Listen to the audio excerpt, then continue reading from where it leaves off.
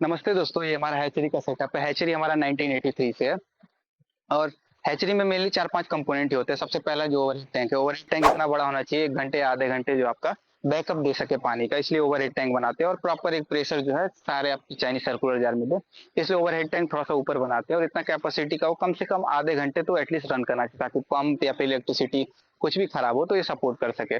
दूसरा चीज़ जो होता है ब्रीडिंग पूल जो हमारा इतना कैपेसिटी का है कि 50 किलो मेल 50 किलो फीमेल हम लोग इंजेक्शन लगा के डाल सकते हैं। तीसरा जो है वहां से जो अंडे देती है मछलियां, अंडे देने के बाद यहाँ पे कलेक्ट होके आता है कलेक्शन जार में कलेक्ट होता है। इसके बाद से जो चौथा कंपोनेंट होता है चाइनीज सर्कुलर, इसमें इसके बाद से इसको चाइनीज सर्कुलर जार में हम लोग डालते हैं। चाइनीज सर्कुलर जार जो होता है वो 72 घंटे बाद जो होता है अंडे से बच्चे निकाल देता है और हैचिंग परसेंटेज बहुत ही अच्छा मिलता है। मॉडर्न एज में एक और तरीका का है जैसे कि ग्लास जार वगैरह फेमस है, पर चाइनीज सर्कुलर जार जो होता है सबसे बेहतर माना जाता है। ऐसे अंडे जो पानी के वेट के बराबर लगभग लगभग ही होते हैं। जो कॉमन काप वगैरह के अंडे होते हैं वो भारी होते हैं, वो ग्लास जार वगैरह में बेहतर चलते हैं, पर इसके कंडीशन में जो रोहू के अंडे हैं, मृगल के अंडे हैं या फिर कतला के अंडे हैं, सबसे बेहतर जो होता है चाइनीज सर्कुलर जार में होता है और इसका कैपेसिटी भी बहुत ज्यादा है। जैसे कि एक जार का अगर हम लोग बात कर रहे हैं एक जार का, तो एक जार में करीब करीब आप लोग 20 से 25 लीटर, 15 से लेकर 25 लीटर के बीच में हार्वेस्ट कर सकते हैं, मतलब कि 72 घंटे बाद से स्पॉन हो सकता है। दूसरा जो मेजरमेंट होता है स्पॉन का वो बाटी में होता है, तो बाटी में हम लोग यहाँ पे एक बाटी जो होता है 120 ग्राम से लेके 130 ग्राम के बीच में शायद होता है। तो बाटी से हम लोग कह सकते हैं 100 बाटी से ज्यादा हम लोग इसमें प्रोडक्शन ले सकते हैं, 100 से लेके 150 बाटी तक प्रोडक्शन ले सकते हैं। चाइनीज सर्कुलर जार जो होता है इसमें हम लोग बीच में दो दो बेसिकली दो राउंड होते हैं। पहले राउंड के ऊपर हम लोग 50 माइक्रोन का नेट लगाते हैं ताकि स्पॉन इसी में रहे, पानी का फ्लो देते हैं। बेसिकली हम लोग रिवर का मिमिक करते हैं, तो पानी हमेशा फ्लोट होना चाहिए और साथ में जो स्पॉन है वो उसमें वापस से पानी तालाब में ना चला जाए, इसके लिए हम लोग नेट लगाते हैं। नेट जो होता है 50 माइक्रोन का है। 50 माइक्रोन के बाद से क्या होता है कि जितने स्पॉन इसी में रह जाते हैं और पानी जो है बाहर होते रहता है, फ्लश होते रहता है। एक चाइनीज सर्कुलर जार का इतना कैपेसिटी होना चाहिए, मतलब कि फ्लो का स्पीड इतना होना चाहिए कि 1 घंटे में पूरा पानी ड्रेन हो जाना चाहिए। कई सारे जार जो है 70% 80% ड्रेनेज पे काम कर रहे हैं, हमारा भी 80% पे काम, मतलब कि 1 घंटे में 80% पानी नया पानी इसमें ऐड होता है और पुराना पानी बाहर निकलते रहता है। आप लोग ये देख रहे होंगे पानी बिल्कुल साफ नहीं है, मतलब पीने का पानी जो होता है ऐसा साफ नहीं है, थोड़ा सा गंदा है, क्योंकि हम लोग इसमें तालाब जो ब्रूडर पॉन्ड होता है उसका पानी जो होता है सबसे बेहतर माना जाता है, क्योंकि उसमें ऑक्सीजन ज्यादा होता है। जो ग्राउंड वाटर होता है इसमें ऑक्सीजन वगैरह और कैसा क्वालिटी है पानी का हम लोग नहीं जानते हैं, पर ब्रूडर पॉन्ड का एक मेच्योर पानी होता है, कई दिनों का, 1 महीने, हफ्ते, 10 दिन, 15 दिन का, या फिर कह सकते हैं साल 2 साल पुराना है। तो उसमें सारी चीजें जो बैलेंस होती है और साथ में अच्छा न्यूट्रिएंट का अच्छा वैल्यू होता है, जिससे स्पॉन ग्रो भी करता है और हेल्दी भी रहता है। और ग्राउंड वाटर बार बार निकालेंगे तो पानी जो है ग्राउंड का खत्म होते रहेगा, तो ये भी एक अच्छा प्रैक्टिस नहीं है, सस्टेनेबल नहीं है। तो ब्रूडर पॉन्ड का हम लोग पानी निकाल रहे हैं, फिर इसमें डाल रहे हैं, फिर ये वापस से ब्रूडर पॉन्ड में चला जा रहा है, जिससे ब्रूडर पॉन्ड का भी इकोसिस्टम बना हुआ है और साथ में हम लोग का जार भी अच्छा है और इनको जो फीडिंग है माइक्रो न्यूट्रिएंट वगैरह है उस पानी से मिलते जा रहा है। और आप लोग कहेंगे कि क्यों नहीं हम लोग ग्राउंड वाटर पे चलाएं, तो हम लोग ग्राउंड वाटर इसलिए ज्यादा नहीं यूज करते ताकि हमारी आने वाली जनरेशन जो है वो टॉयलेट पेपर ना यूज करे, पानी ही यूज करे, इसलिए हम लोग ज्यादा ग्राउंड वाटर का यूज नहीं करते हैं। इसके बाद से आप लोग सोचेंगे एक हैचरी चलाने के लिए कितना एरिया चाहिए होता है, मतलब कि फार्मर्स कितने आपको चाहिए। तो एक जार जो है, एक जार अगर हम लोग कर रहे हैं तो लगभग 70 से 80 लाख बच्चे तक हम लोग को मिल जाएंगे, अगर बेहतर उतरा तो, बढ़िया क्वालिटी का स्पॉन अच्छे तरीके से सब चीज उतरा तो 80 लाख तक का हम लोग, 1 करोड़ तक का भी उतारते हैं। 80 लाख ऑन एवरेज, 70 से 80 लाख ऑन एवरेज एक चाइनीज सर्कुलर बाजार में जो बच्चे होते हैं वो मिल जाते हैं हम लोग को।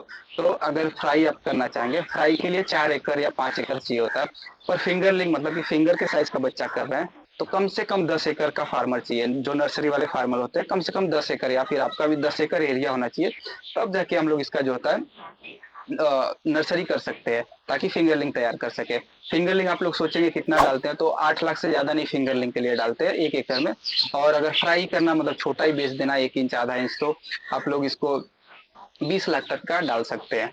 इसके बाद से पूरा, अगर जैसे कि आपके पास अगर मेरी तरफ 5 चाइनीज सर्कुलर जा रहा है तो आप लोग सोचेंगे कितने फार्मर चाहिए, तो हफ्ते में बस एक ही, वैसे तो 72 से लेके 48 3 से 4 दिनों में ये खाली हो जाता है, पर अगर एक हफ्ते में एक एक जार ही हम लोग खाली करते हैं तो 5 जार होता है। 5 जार मतलब कि आपको अगर फिंगर लिंक के कस्टमर चाहिए तो 50 एकड़ चाहिए, और फ्राई के लिए चाहिए तो एटलीस्ट 20 एकड़ के आपको फार्मर चाहिए। तो ये बहुत ही ज्यादा क्वांटिटी में, क्योंकि फिकंडिटी होता है, नंबर कितने बच्चे निकल रहे हैं 1 लीटर में बहुत ही ज्यादा होता है, इसलिए बहुत सारे फार्मर चाहिए होते हैं। और इसके बाद से आप लोग सोचेंगे कि साल में कितना चाहिए, तो साल में कम से कम नर्सरी वाले 500 एकड़ का कम से कम आपको फार्मर चाहिए, तब जाके इतना बड़ा जो मेरा हैचरी का साइज है वो सस्टेन कर पाएगा, नहीं तो आपको हमेशा से दिक्कत आएगा कि आप लोग बेचेंगे कहाँ पे। और 1000 एकड़ तक हो तो बहुत ही बेहतर है। 5000 चलाने के लिए मिनिमम 1000 एकड़ होना चाहिए। जैसे कि लास्ट ईयर जो हम लोग का सप्लाई था वो करीब करीब 3000 लीटर के करीब में था, तो हम लोग को 1000 से ज्यादा जो कस्टमर्स थे, 1000 एकड़ से ज्यादा के कस्टमर थे, तब जाके हम लोग का हैचरी जो है सस्टेन कर पा रहा है। अगर कम होने लगेगा तो हम लोग का जो प्रोडक्शन है वो खपेगा नहीं, फिर हम लोग और सारे कस्टमर ढूंढना स्टार्ट करेंगे, कहीं प्राइस कम करेंगे, ये सब चीजें करेंगे तो हम लोग को नुकसान हो जाएगा। स्पॉनिंग से अगर हट के देखें, हम लोग ग्रो आउट का देखें तो ग्रो आउट अगर रिजर्वायर का आप लोग देखेंगे तो रिजर्वायर में जितने लोग बड़े बड़े जो डैम्स वगैरह लेते हैं वो लोग क्या करते हैं, 1 हेक्टेयर में 2500 पीस मतलब 2500 पीस डालते हैं, और 1 एकड़ में वो लोग 1000 से ज्यादा नहीं डालते हैं। पर अगर हम लोग 4000 का एवरेज लेके चले, क्योंकि पॉन्ड वाले कई लोग ऐसे भी होते हैं जो 5000 डालते हैं और आधे किलोग्राम साइज पे ही मछली को सेल आउट कर देते हैं, तो उनके केस में अगर आप लोग लेके चलेंगे तो हम लोग के वहाँ जो प्रोडक्शन है 3000 लीटर, जैसा कि मैंने पहले बताया, अगर 1000 लीटर ही बस बचे, उसमें से 30% ही बस सर्वाइव करे, तो उस केस में क्या होगा, 40 करोड़ सीड हो जाते हैं। 40 करोड़ मतलब कि आपको 1 लाख एकड़ के लिए सफिशियंट है, 40,000 हेक्टेयर के लिए छोटा सा हैचरी सफिशियंट है। तो हैचरी का जो पोटेंशियल होता है बहुत ही ज्यादा होता है, पर इसके लिए कस्टमर, इसीलिए इसको बहुत ही सारे कस्टमर चाहिए होते हैं ताकि ये स्मूथली रन कर पाए। देखिए हैचरी में 3 तरह के होते हैं। पहला जो होता है मोनोपोली। मोनोपोली बहुत ही अच्छा चीज होता है हैचरी वालों के लिए, कस्टमर्स के लिए नहीं होता, हैचरी वालों के लिए। सपोज मेरे वहाँ कतला का स्पॉन बस मेरे ही वहाँ हो रहा है, तो मैं कस्टमर से कहूंगा कि मुझे एक प्रीमियम प्राइस चाहिए, क्योंकि बस मेरे ही हो रहा है, और कस्टमर कहीं ना कहीं से घूम फिरा के मेरे पास वापस आएगा, क्योंकि उसको कहीं और कतला का स्पॉन नहीं मिलेगा, तो उस टाइम पे मैं क्या करूंगा, उससे प्रीमियम प्राइस लूंगा। ऐसा मेनली होता है कि सीजन का जब स्टार्ट होता है तो स्पॉन का प्राइस ऑलमोस्ट 2 टाइम्स 3 टाइम्स होता है। अभी के टाइम जो होता है प्राइस घटते घटते घटते घटते बहुत ही कम हो जाता है, तो उस टाइम पे क्या करेंगे, हम लोग एक प्रीमियम प्राइस लेंगे और बहुत ही ज्यादा प्रॉफिट में हम लोग चलेंगे। दूसरा केस जो होता है, ये पॉसिबल नहीं है, थियोरेटिकली ऐसे कह सकते हैं कि आप जो डिमांड और सप्लाई जो है वो बिल्कुल ही बराबर है, मतलब कि जो मार्केट का डिमांड है और जो मेरा प्रोडक्शन है बराबर है, तो डिमांड और सप्लाई जब मैच करेगा तो एक एवरेज प्राइस मिलेगा, और कस्टमर और जो हैचरी वाले होंगे दोनों ही अच्छे से, दोनों का काम चलते रहेगा। पर एक केस में ऐसे होता नहीं, कभी या तो हम लोग प्रोडक्शन नहीं दे पाते हैं, कभी बार ऐसे होता है कस्टमर जो होता है उनको सीड या स्पॉट टाइमली नहीं मिल पाता। तीसरा केस जो होता है प्रॉब्लम ऑफ प्लेंटी, ये हैचरी जो है सारे हैचरी लगभग जूझ रहे हैं। जो प्रोडक्शन है वो डिमांड से जब ज्यादा हो जाता है तो प्रॉब्लम ऑफ प्लेंटी कहते हैं कि बहुत सारा हो गया पर सेलिंग नहीं हो रहा है। तो अभी के टाइम पे देखेंगे तो मेनली सारे हैचरी इसी से जूझ रहे हैं। अगर बंगाल की मछली बंगाल में बिक जाती तो यूपी महाराष्ट्र ये सब जगहों पर पूरे ऑल ओवर इंडिया में लोग क्यों सेलिंग करते हैं। सेम हमारे साथ भी हो रहा है कि हम लोग के पास जो प्रोडक्शन है बहुत ही ज्यादा हो गया, इसीलिए हम लोग सतना, रीवा, एमपी के कई स्टेट में, छत्तीसगढ़ भी, बिहार, ये सब चीजों भेज रहे हैं। अगर हम लोग का जितना भी प्रोडक्शन अगर यहीं पे बिक जाता तो हम लोग बाहर क्यों बेचते। तो सेम पूरे इंडिया में लगभग हैचरी तो कहीं ना कहीं से कोलैप्स होते जा रहा है, कि मतलब इतने सारे बूम आए, इतना सारा गवर्नमेंट स्कीम से हैचरीज खुले कि बहुत सारे लोग प्रॉब्लम में पड़ गए हैं। पर हम लोग का अच्छा खासा अभी भी चल रहा है, क्योंकि क्वालिटी है और 1983 से हम लोग मेंटेन करते आ रहे हैं, तो हम लोग के तो कस्टमर बेस है वो स्ट्रांग है, तो चल रहा है। पर कितने नए हैचरीज हैं उन्हें बहुत ही प्रॉब्लम हुआ, हम लोग हेल्प करना भी चाहे तो नहीं कर पाए, क्योंकि कहीं ना कहीं हमें अपना भी हैचरी देखना पड़ रहा है। और एक चीज और हैचरी का होता है कि जो प्रोडक्शन होता है ये फिक्स नहीं होता। कभी कभार ऐसे होता है कि ये एक एक जार आप लोग 30 किलोग्राम फीमेल लगा रहे हैं तो 10 लीटर बस आपको स्पॉन जो है मिला।